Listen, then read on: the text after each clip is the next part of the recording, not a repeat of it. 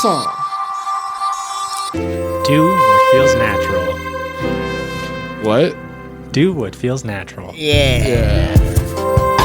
Sit back, relax, smile. Yeah, I got this. I'm excited. Yeah, you should be. I'm also really excited. Yeah, and we're in. All right, ladies and gentlemen, boys and girls, welcome to the show for all shapes, colors, sizes, facets, whatever that word is that Okello always says. I'm kind of taking more of a lead in today's podcast. We'll explain why. Okello is still here. He's co-hosting me, and we have our guest, Michael Clifford. Hello. Michael! What's up, bro? I've always been bad at making that sound. Yeah, it's quite interesting. I have a lot of alias names, I suppose. My family calls me Mike. My business, I suppose, contacts call me Michael. My university friends call me Cliff, and my high school friends call me Clifford. Dude, I like Cliff. Okay. Clifford the big red dog for anybody. I have a friend named Mike, and I call him Mike and Ikes, like the candy. Yeah, there's so many Michaels out there. Each one has probably their own name. That isn't Michael. Anyway, guys, we are here today to talk about mental health, and we're actually going to be getting pretty into it. In the past couple episodes, we've dilly-dallied around it, but today is special because I am manic bipolar 1. Okello's bipolar 2, I believe, and you are... I am bipolar type 1. Bipolar type 1. Fuck. Yeah. So. How long have you dealt with mental health? Well, I mean, I think anybody deals with mental health as soon as they're, cognizant and able to have any kind of memories, even as early as 3 or 4, right? That's true. Because I remember one time my babysitter accidentally fed me Coca-Cola and went off the wall. Of course. I was throwing my toys at her. Yeah. It was nuts. This is a sugar I'm never episode. babysitting him again. But I think Toddler specifically sugar what your question was asking was, obviously most of it tends for anybody to show up in high school. But for me, I was diagnosed as bipolar in 2011 in my grade 12 year, right before Christmas. So that's when shit got real. Yeah, tough. Yeah. I got diagnosed 2 years ago. Pretty similar, like right around the Christmas time. And I remember just like bawling my eyes because I never thought I'd be bipolar, but it explained so much about my like character and everything I was going through, and like just the depression, and then going on medication like really helped me. And I'm still on it 2 years later, but wow, what a difference. Yo. Yeah, it's interesting that, the holidays are actually a big stressor for people with mental health, whether it's Thanksgiving or Easter or Christmas, Hanukkah, whatever. It's a stressful time for people. There's lots of people on Christmas that are alone, don't have families to celebrate it with. From like a personal perspective, I think the reason why, because I feel that, because my mania and stuff can kind of act up around holidays and stuff, and I think it's because there's like predispositioned moods and attitudes you're supposed to be in around a holiday, or that most people are in, and we already have a hard time with that, like the three of us obviously, but it's like getting in sync with that. It's hard to, it's kind of what you just mentioned. I can't remember exactly which word you used, but it's the predisposition. The preemptiveness of the anticipation, which can be anything, even just for non-holiday related stuff. Usually, for especially people with stuff with anxiety and stuff, the anticipation thing is really what makes a difference. Well, not makes a difference, is the problem, so to speak. It'd be like what if kind of thing, right? I think you worded that perfectly. Yeah, the anticipation of that stuff. That's like a big thing for me. What are some of the like bigger challenges you've faced, like going through your bipolarness? My bipolarness. What's really tough is the manic episodes. I've had 5. Yeah. And I'm very fortunate that each of the manic episodes that I've had has always propelled me into something bigger, something greater. Absolutely. Feels, bro. But for a lot of people, it's not that way. Like sometimes people, like with bipolar, one of the things you can have troubles with is managing your finances, not specifically when you're healthy, but when you're ill, you tend to spend a lot more money than you should. And I think another thing that maybe people rely on or don't rely on for their success rate here is their support system. Yeah. But, you know what I mean? I think, what's definitely interesting is even if like I have a great support system, friends, family, anybody really, but when you have a severe mental illness, and that's specifically what you need to categorize bipolar as, is severe, because if you don't, it can get away from you pretty easily, and you end up having 5 manic episodes not because you were necessarily doing anything wrong. Like, for example, in my last manic episode, I was eating healthy, I was going to bed at a good time, I was managing my stress, and everything other than my contract coming to an end for a job. Essentially, I'll keep it short and just say I was managing it very well, but I still ended up having a manic episode.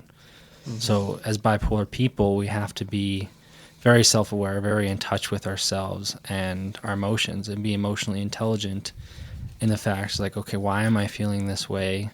Is this good or bad? What can I do to change it, kind of thing. So I have a question for you, because like whenever I'm in all of the dark corners that we were just talking about there, whenever I'm there, I always question the definition of insanity, because I think there's a lot, like, tell me if you agree, but and you too, there's way more to it than just doing the same thing over and over again, expecting a different result. Oh, that's insanity. Yeah, what's actually funny is I was listening to a comedian, and he kind of went on and said, the definition of insanity is doing the same thing twice and expecting a different result. My guy. But the comedian, he goes to people and he pretends like he doesn't know the definition of insanity. So people will explain the definition of insanity over and over and over again. So it's quite funny. That's funny, actually. That's reverse psychology. That's funny. But no, I don't necessarily question my insanity, because for me, like, I've only ever hit psychosis once, which we'll get into later in the show.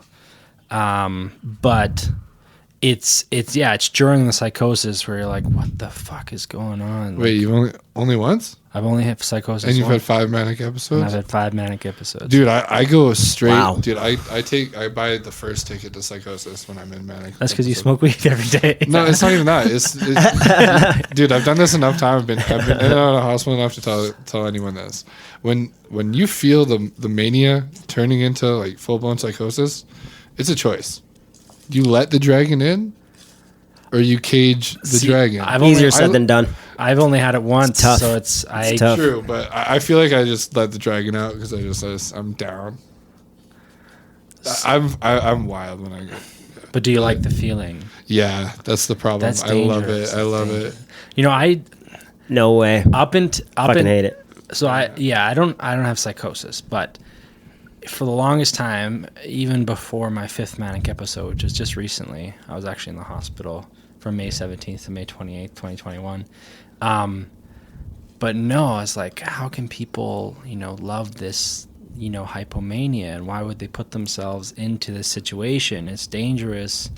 Once you're in hypomania for too long, it can easily slip into a manic episode. And once you're in a manic episode, you need medication to come down.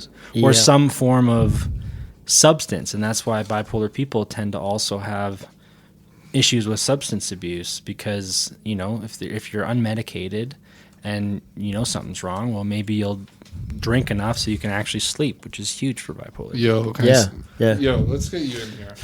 I got something to say, but let's get Okello in here. Go ahead. All right. I got this. Okay, well, I was just kind of talking about like that the other day on my vlog with the whole like self-medicating thing, and like I'm a firm believer that for the most part, people that self-medicate either don't have the health care, don't have the money, if they're in these states for the medication or whatever. But I think people that self-medicate genuinely don't actually know what they have, and they need a diagnosis. Correct. For the most part. Yeah, I agree. Yeah. And it's because I don't see anything I've done. Like, I've done a drug or two since getting fucking diagnosed, but like I don't see it as self-medicating, and I never did. Yeah, I think that's a very fair categorization, that what is self-medicating, what isn't. Yeah. What is having a good time, what isn't. Because I can go buy lithium off the street right now, but I have it prescribed to me. So. Well, are you going to go into bed? Going to go get it off some batteries or what? I got the Energizer Bunny's number. Oh, do you? Yeah, it could be. I mean, like I smoked a lot, like just cigarettes to kind of calm me down sometimes. Yeah. I drank a lot at points, but drinking all my medication is not the best. You wake up like extremely depressed, and it's not what you want to wake up feeling like. Yeah, bipolar type 2 is a different challenge, right? Because you can kind of explain bipolar as having the opportunity to hit either end of the spectrum, and when you're type 1, you have a greater opportunity of hitting the mania side, which is the so-called the up, whereas type 2 you have more opportunity to hit the lower side, obviously depression, and usually depression for people who are bipolar type 2 is quite it's worse. Severe. Yeah, it's worse than people, like for me, example, I don't struggle that much with depression, but categorically after a manic episode, you do fall into a bit of a depression, and it's just, I'm sure, for how long? Just because what goes up must come down, right? Well, it's also my psychiatrist explained it to me very well. He explained a manic episode as basically having a heart attack of the brain, and when you have a heart attack of the brain, all your neurons are firing at once, or whatever scientific mumbo jumbo is the proper terminology. Yeah. There's repercussions, and there's what Josh said about what goes up must come down. So. Yeah. Classic. Yeah. That was awesome. Yeah, before I was on medication, I would have days where I would be like, I was ready to run for president. Yeah. And then the exact next day, I was just like I couldn't even get out of bed. Like, yeah. There's like this medication. I'm so happy that there's like medication nowadays. You're on Seroquel, I feel right? I'm on Cipralex. Cipralex? I thought you were on Seroquel. No. Oh, Cipralex. Explain. I don't even know what it is. It's a mood stabilizer, most likely. Yeah, exactly. Yeah, I mean, it's exactly that. Well, that's what's interesting. Also, is for somebody who's my experience, anyways. Especially, I'm part of this organization called OBAD, and I guess you could say I'm a member. It's a support group. It's called Organization for Bipolar Affective Disorder. We have meetings on Mondays and Thursdays from 7 to 9 p.m. It's just all done online. That is so sick. I don't host or anything. I just attend. But where's I going with this?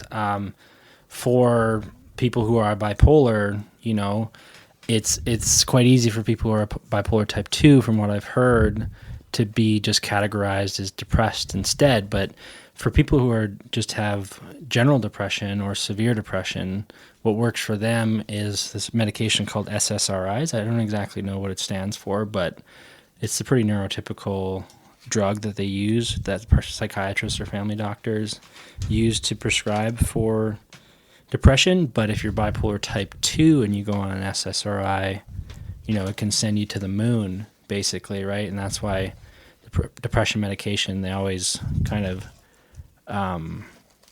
say to be careful of. But my understanding, for somebody who's bipolar type 2, you wouldn't use an SSRI, you'd just use a mood stabilizer, but you'd use a mood stabilizer that's categorized towards depression more so than the mania side. So I know one of those medications is lamotrigine. I'm on that medication currently. Did you want to get into my medication dosages right now? Actually, 100%. I have. How many, when you first got diagnosed with something, was it like one thing prescribed to you and it worked, or did you have to like bounce around and like try a bunch of different ones? I had to bounce around for sure. Because there's lots of people that have like lost weight, gained weight, like made them even worse. Like, yeah. So I mean, I was pretty lucky that I was initially put on Epival, which can also be used as a epileptic medication. Oh, but it didn't really sit very well with me. But then I got put on lithium, and I've been on lithium ever since. Which my new any psychiatrist will actually say this. It's the categorical like go-to medication for bipolar type 1. So I got put on that on my second time, but now I don't know whether it's like I'm on 4 different medications now. Holy. Yeah, so it's I don't know what what person I know that beats me. Wow. Yeah, so I don't know. Like, I was thinking about this the other day, actually, about how, like, kind of how I mentioned that a manic episode is like heart attack of the brain. Mm-hmm. So each manic episode that I've had has my brain been damaged enough that now I need more medication? Which I don't know the specific answer to. I don't think that's the case. I just think it's the case of me. Well, the biggest thing that gets me is I know that I have this illness. I know that I have to be careful. So a lot of the time I do what's called coasting, and I just do what's necessary, more than necessary to survive. It's just like, oh, I'm working this not so dead end job, but I could be doing something better, or like, oh, I'm getting C's in my university classes, but I could be doing better. Like I could be getting B's, A's, or whatever. Yeah. And that's why it took me 7 years to finish university, because I was having too good of a time, and I would just party all the time and not care that much about my grades, and only take 3 classes a semester. And that, anybody can be guilty of that. It's just with the repercussions of knowing you're bipolar and already knowing that you have shit to take care of, and knowing that you should be in bed at a certain time, and like that's something that never honestly I never clicked in my brain with that. I still haven't quit smoking weed or anything, but like Mike here has helped me out with the whole just go to bed at a normal time. It's made the hugest difference in my life. It's like what Mike said earlier. You just got to really know yourself, and like take care of yourself and be aware of what your triggers are. Things like this will really help you like ground yourself. Yeah. Do you take your medication daily, or some of them like? I'll explain what I'm on right now. So I'm on 1,200 milligrams of lithium. I'm on 300 milligrams of lamotrigine. So lithium is a bipolar type 1 stereotypical medication. Lamotrigine is also, like, lithium is a mood stabilizer. Lamotrigine is also a mood stabilizer. Lamotrigine prevents you from having the opportunity of going too low either. And then I'm on Seroquel / quetiapine. Those are the alternate names for them. And yeah, that's also a mood stabilizer, but it's paliperidone too, right? Yeah, that too. That's my 4th medication. But quetiapine is an antipsychotic, so that's what prevents you from, hitting psychosis or getting out of psychosis. Same with the paliperidone. These antipsychotic medications. The reason I take it is specifically to help me sleep, just because I can settle my brain down at night, but it's just actually falling asleep that's pretty tough for me. Never used to be a challenge, but it is now, and that's part of the reason I take it. I'm on a pretty heavy dose of that, actually. And then I'm on this medication that Josh is on too, called paliperidone, but it's easier. It's easier, whatever, to call it Invega Sustenna. So it's just a monthly injection. There's pill forms too, but they do the injection because then, something's in your body 24 hours, 7 days a week, and then you get it once a month. So, it's the best. Yeah. So if you take your medication at, 9, 10 p.m. every day, when it comes to 7, 8, if you're in a good situation, you won't really necessarily feel anything. But if things are tough, I suppose, then you might notice, hey, I took my medication 22 hours ago. Right. So I want to ask you, like, where are you actually from? Like, are you from Calgary? Because you were at Angels earlier. You were saying on the way in here. Yeah, no, I was born in Regina, moved here to Airdrie when I was 8. Grew up in Airdrie till, I graduated high school. Then I went to university in Lethbridge for 7 years. And then now I'm back in Airdrie, and I just recently signed a lease to live in Bowness in Calgary for the next year. It's a little bit of bouncing around, but nice. Yeah. I love Bowness because they just built a new skate park there like last year. I'm a skater, so I'm always down there. I don't have to drive a half hour to get to Millennium Skate Park, the skate park downtown in Calgary now. Yeah. So it's nice. And I like to take my little bike rides every day through Bowness back up to where I live in Scenic Acres, just up in the Northwest. Nice. Yeah, I've been, ever since I got out of the hospital on the 28th of May, I've cycled every day besides 3 days. It's really therapeutic. It really is. It's so nice. Yeah, it's actually awesome that you just mentioned the hospital, because I wanted to get back into the hospital thing there for a sec. We're at, I think, 19 minutes, if I can see it correctly right now. This is the point of the video, where only dedicated viewers are at, the only people watching right now are the people that are like, you know what, I'm actually going to fucking finish this thing. So this is worth talking about because this one digs even deeper. Knowing that you should be in the hospital, when to know you're ready to be in the hospital, how to get to the hospital. And like a lot of people are open toward situations and all that. They just don't have the balls to do it or know exactly how to get in the ward. So I'll start off by saying it's as easy as going to the emergency room of any hospital and saying I need mental health help, and I'll let you. You want me to talk about it? Yeah. All right. Yeah. I wouldn't categorize it as having a love-hate relationship for it. It's really sad how the mental health system has to work. And I understand it has to work in the way that it does, especially in a country like Canada where, you know, healthcare is free. And the way healthcare is free is that they treat it on an emergency basis. So it sucks that mental health always has to get pushed to the latter half of it's not serious unless it's serious kind of thing. So basically, if you're in a hospital, unless you want to kill yourself or have plans to kill yourself, it's not that they're not going to take you seriously. It's just going to take you forever to see a doctor. But I know a way around this one because I've talked to nurses and doctors about this one before.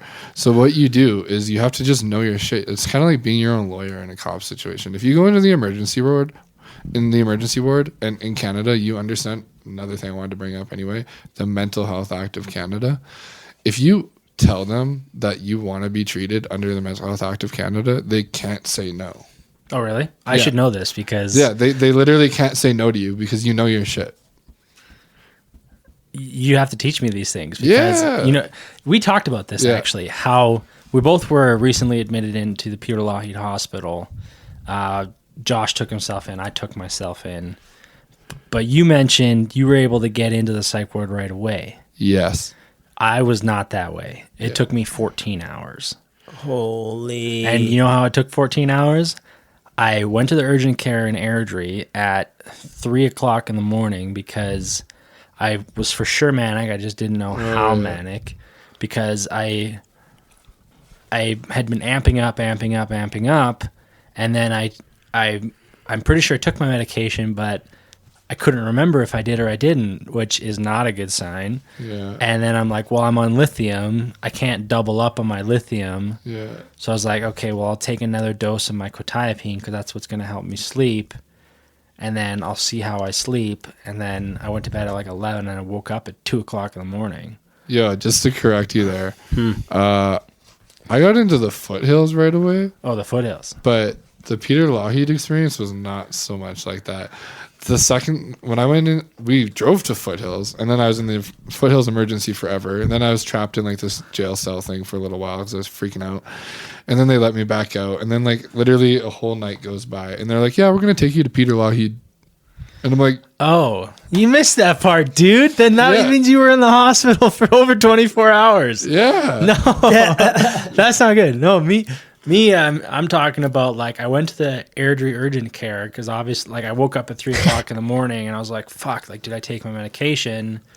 I'm pretty sure I did, but I don't know. And even if I took extra medication, which I'm pretty sure I did, and I'm still in this situation, it's like, oh fuck, I need help right now. And I also had a manic episode in October of 2020, and I was like demanding my parents take me to the psych ward.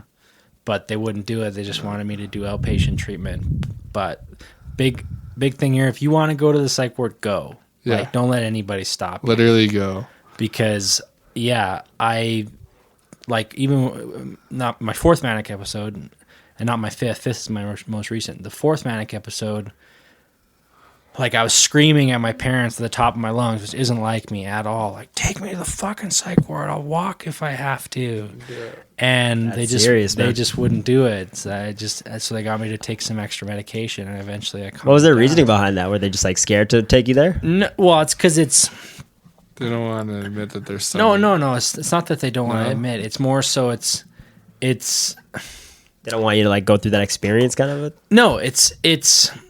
I mean, they can speak for themselves, but my interpretation for them is it's inconvenient because when you go to the psych ward, you know, they basically take not necessarily all of your rights away, but they can affect you even when you get out of the hospital. Like the CTO I'm on right now, the community treatment order, like, and families know that the hospital might stack up responsibilities for the parents to do with the patient and his stuff, and parents might just see that as homework. Well, it's just like, because you're in there for like you're in there 24 hours, not 7, like for however many days they deem you necessary. Like my last stint, I was only in there for 11 days. But my third manic episode, I was in for 21 days. I was going to say 11 days is a long time, but wow, no, 21 is... 11 is short, dude. Yo, I just got off at like a 42-day. I know. Motherfucking... I was acting up. But so what do you mean by like they take away your rights? So they don't take away your rights, but they basically strip you back to basics. So, and what I mean by that is if you're really sick, they'll take all your clothes away from you and they'll give you a hospital gown. And then the way that it works is it's kind of how the system works, in the fact that they take all your clothes away so that you're forced to realize as a patient, it's just like, oh, if I want to get my clothes back, I have to act a certain way. And act a certain way means, okay, I'm taking the medication they're prescribing me to guide you back to sanity. And I'm communicating with you where I'm at. You know, I'm cooperating. I'm not invading other people's personal space or privacy or anything like that. That and the other thing, they also have to push you to your extreme to know how severe you are. So the isolation of being in the psych ward, the loneliness of it, will push anyone to the break of whatever they have. And then they know how heavy to medicate you for. How do they do that? Do they like... They don't do it on purpose. They literally do it by by design. Sit there. So with like no laptop, no phone. It'll happen to you, even with your laptop and your phone. So that's like for a first timer though. Well, they don't realize how severe they are yet. Well, you're also a danger to people, yourself and to others. So if you're in, they used to call them the lockbox, but I've never full isolation. I never called that. I just call it the high observation room. They got cameras on you. You know, they got you your medication. Like they're surveillance. They're protecting you. They're protecting you from yourself and protecting you from others. But also, when you're that mentally ill, the longer you wait, the worse it can get. Like that's what it is for Mania anyways. It just keeps building and building and building and building. Are they checking up on you like periodically, like every like 2 hours, or is like well, they have a video camera. When you're in the high observation room, they have cameras on you. Oh, so they don't you're literally in a room about this half this size with a toilet, like a jail cell. And if you're so like if you're like, you would have to calm yourself down. Like if you're ragingly mad and you're banging on the doors as hard as you can and let you out or listen to you or whatever. Yeah. They'll like it's unfortunate the way that it is, but basically they'd let you do that until you calm down enough that they can have a conversation with you, so they know what to prescribe you, right? Because it's not only the fact that they have to do their due diligence in that they don't know what you've been on before, like if what you're taking for medications currently. They don't know if you've on drugs and like you could have any kind of interaction with the medication. I thought they'd be able to like pull up your like medical history. Yeah, that's if you're healthy enough to tell them who you are. Yo, I hate to interrupt here, but we are on like our last minute and 30 seconds here. It can be roughly anything, but we should do 2 episodes today. Do you want to do 2 episodes? Well, I want to dive into what this what was it? I can go over the acronyms, but it's going to need its own full. We can do 2 episodes. It has to be 2 episodes. It can't be all in one. No, that's fine. I'll go over the first categorization of what DIGFAST stands for. I kind of want to do 2. Yeah, let's do 2. Let's do 2. Yeah. So, anyways, the